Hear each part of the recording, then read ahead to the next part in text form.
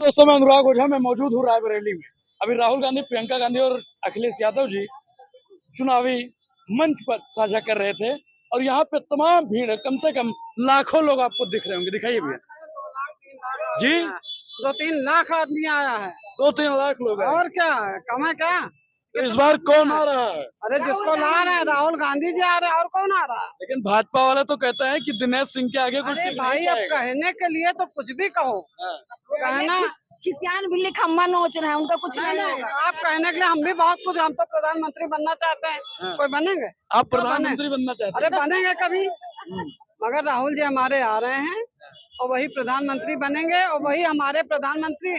वो प्रधानमंत्री तो हम उनसे कम थोड़ी, हमारे प्रधानमंत्री, हम प्रधानमंत्री। तो इस बार रायबरेली की जनता प्रधानमंत्री चुन रही है। यस, प्रधानमंत्री हमेशा रायबरेली से ही कांग्रेस का चुना गया है।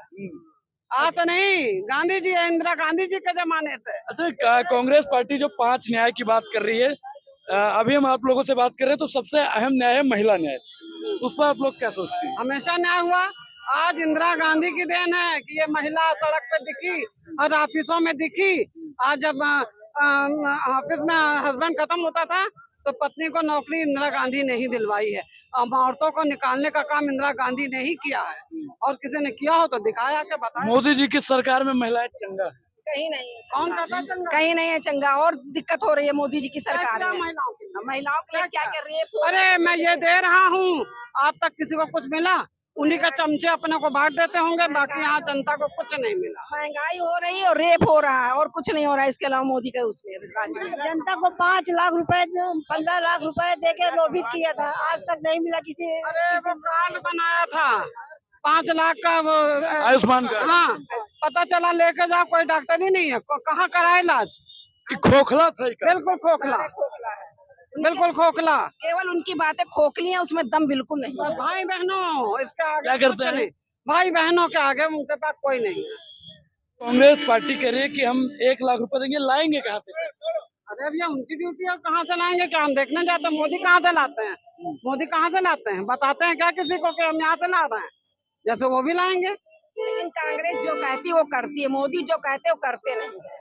एक चीज और बताइए, जैसे अभी 5 किलो राशन मिल रहा है, राहुल गांधी जी ने कहा कि हमारी सरकार बनी तो हम 10 किलो राशन देंगे। अरे सुनो, 13 में जब ये राशन बंटना कांग्रेस के ही जमाने से बटा है। एक आदमी को 5 किलो गेहूं और 4 किलो चावल मिलता था। अब 3 किलो गेहूं, 2 किलो चावल, 5 किलो मात्र मिलता है। 3 किलो गेहूं में आप एक महीना खा लोगे? हम उनको 3 किलो दे रहे हैं, हम उनको 5 किलो देंगे, वो खा के दिखाएं। और रायबरेली की विकास कार्यों की हम बात करें, अगर जो क्या विकास हुआ बताइए? रायबरेली में इतना कांग्रेस ने विकास किया है कि 100 पन्नों का ग्रंथ भी छोटा पड़ जाएगा।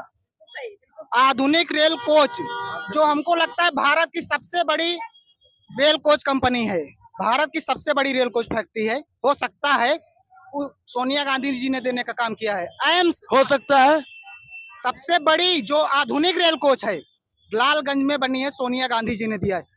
एम्स 950 बेड का एम्स सोनिया गांधी जी ने दिया था, लेकिन यूपी के मुख्यमंत्री योगी ने उसको काट के 600 बेड का एम्स कर दिया है। 300 बेड चोरी। 300 नहीं, 350 बेड। क्या सरकार के पास पैसा नहीं थी? गोरखपुर में नया एम्स नहीं बना सकते थे? उद्योगपतियों का कर्जा माफ करने के लिए इनके पास पैसा है, लेकिन एम्स बनाने के लिए इनके पास पैसा नहीं है। और किसान हितैषी की बात करते हैं, किसानों को ऊपर लाठियां इन्होंने चलवाई। चार किसानों के ऊपर उनके मंत्री के बेटे ने गाड़ियां चढ़ा दी थी, उसकी आज तक न्यायिक जांच नहीं हुई है। क्यों नहीं हुई है? सोनिया गांधी ने रायबरेली को एफडीआई दिया है, हवाई अड्डा दिया है, इंदिरा नहर दिया है, एनटीपीसी दिया है, जिससे इंदिरा नहर से आज हमारे हजारों किसान सिंचाई करते हैं। जो अखिलेश यादव सरकार ने किसानों की सिंचाई मुक्त करने का काम किया था। कांग्रेस पार्टी कह रही है कि हमारी सरकार बनी तो हम किसानों का कर्जा माफ कर देंगे। बीजेपी 10 साल से है, किसानों का कर्जा माफ कर रही है कि नहीं? किसानों का कर्जा, उनके मैनिफेस्टो में किसानों के कर्जे की माफी की कोई बात नहीं है। सिर्फ अडानी के कर्जे की माफ की बात है, अंबानी के कर्जे की माफ की बात है, और चंदे लेने की बात है। देने की, किसानों को देने की कोई बात नहीं उनके मैनिफेस्टो में। उनके पास कहते हैं कि किसानों के लिए हमारे पास कुछ नहीं। और आप भी जानते होंगे कि कहते क्या हम लोग हैं भारत एक कृषि प्रधान देश है। एक कहते हैं कि भारत एक कृषि प्रधान देश है और इसी भारत के किसानों के ऊपर गोलियां बरसाई जाती हैं। 3,500 किसान लगभग मारे गए हैं और अगर जो एक बोरी खाद लेने जाते हैं तो 8 घंटे 10 घंटे किसान को लाइन में लगना पड़ता है। जब खाद मिलती है तो हम क्या देखते हैं कि उसमें से 5 किलो 10 किलो खाद गायब है। ये किसानों के हितैषी की बात करने। और अगर जो आपको युवाओं की बेरोजगारी की बात बता देंगे तो यहाँ पर हमारे इतने युवा भाई खड़े हैं कि वो खुद अपनी बात रख सकते हैं। झंडा उठाने से रोजगार मिलेगा? झंडा उठाने से रोजगार नहीं मिलता। झंडा उठाने वालों को रोजगार नहीं मिलता, लेकिन अगर जो देश का घंटा बजाने से रोजगार नहीं मिलता। वो कहते हैं थाली बजाओ ताली बजाओ, मंदिर जाके घंटा बजाओ, उससे क्या हमें रोजगार मिलेगा? ताली आपने बजाई थी कि नहीं? हम क्यों बजाएंगे? वो तो अंधभक्त करते हैं। हम लोग पढ़े लिखे हैं, बेरोजगार पढ़े लिखे हैं, लेकिन अच्छा जो मध्य एशिया से आए हुए उन्होंने थाली बजाया था।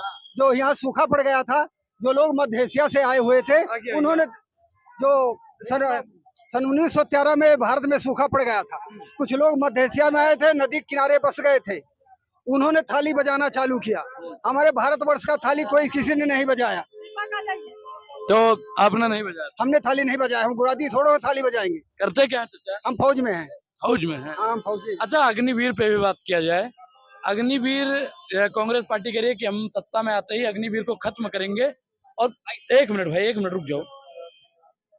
कांग्रेस पार्टी कह रही है कि हम सत्ता में आएंगे तो अग्निवीर को खत्म करेंगे और पुरानी भर्ती बहाली करेंगे, जैसे पुरानी। ये बहुत सही कहा।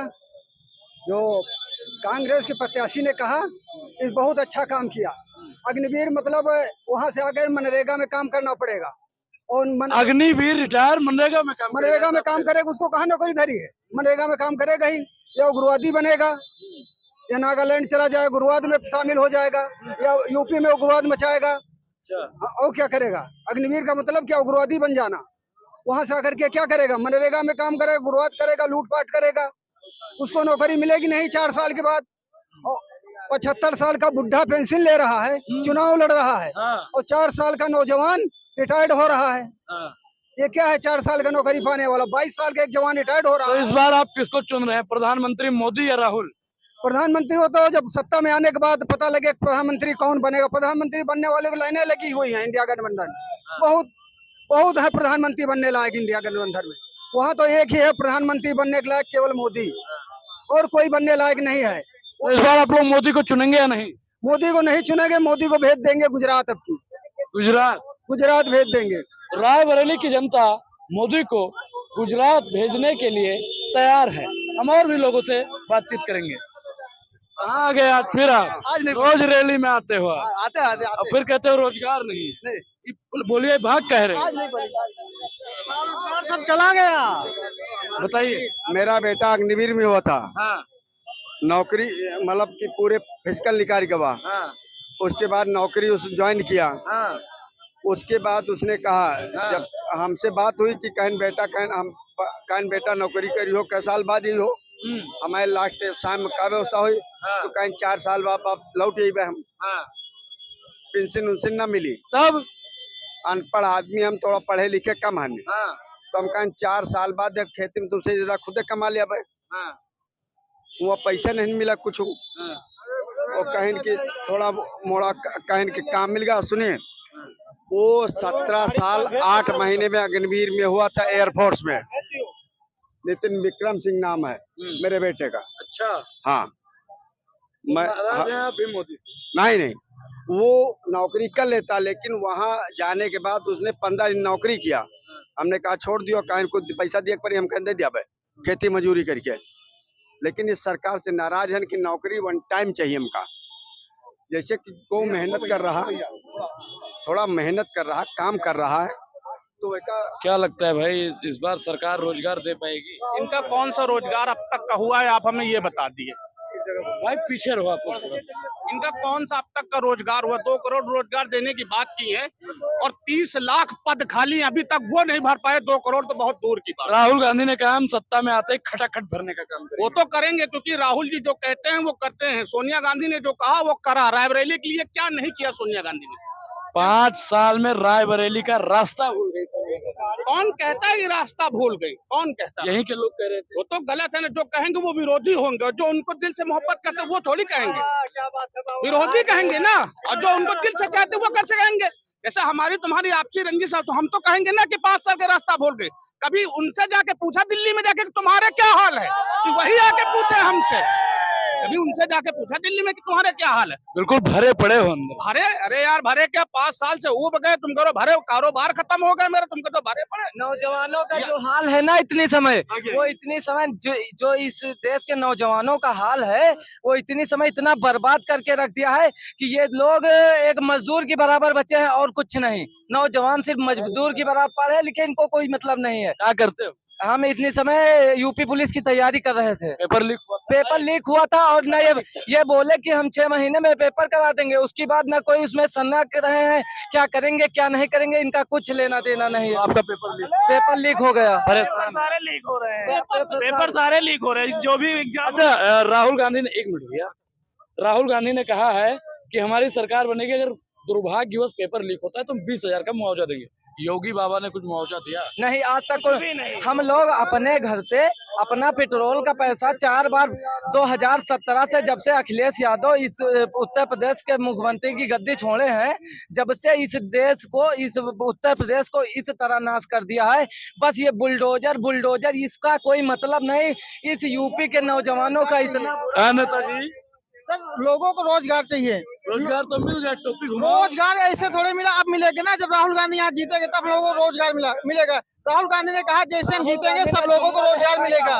जुमलाबाजी वाली सरकार नहीं है सर। यहाँ पे जो भी लोग आए हैं सबको रोजगार देने की बात कहा है, सभी लोगों को रोजगार मिले। हम 4 साल हम लोग तैयारी कर रहे हैं ना, भर्ती आ रही है, जो भी पेपर हो रहा है वो भी लीक हो रहा है।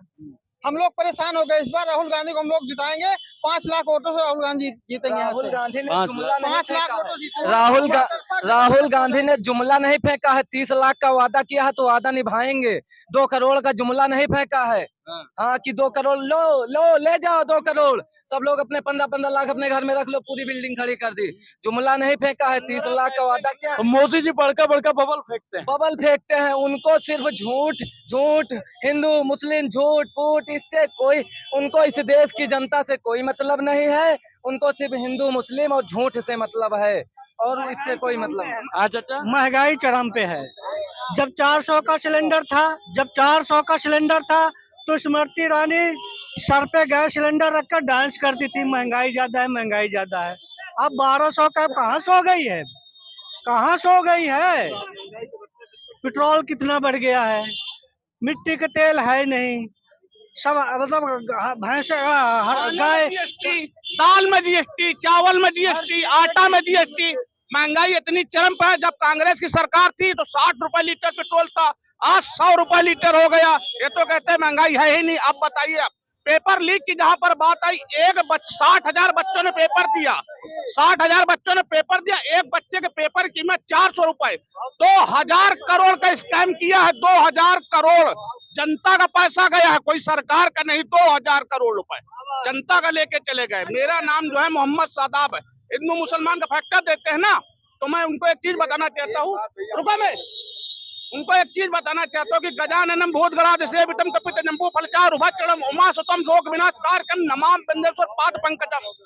हिंदू मुस्लिम नहीं चलेगा यहाँ इंसानियत चलेगी। इंसानियत, क्योंकि इंसान बनो, हिंदू न बनेगा न मुसलमान बनेगा, और इंसान की औलाद है, इंसान बनेगा। इंसान बनाओ। हिंदू मुसलमान यार भगवान ने कभी फर्क नहीं बनाया हमारे तुम्हारे बीच में रह के। तो ये नेता 2014 के पहले कोई मुसलमान हिंदू था ही नहीं। जब 2014 के बाद सरकार आएंगी तो वो हिंदू होगा, ये मुसलमान होगा, ये सिख, ये ईसाई, ये ब्राह्मण, ये ठाकुर, ये पंडित।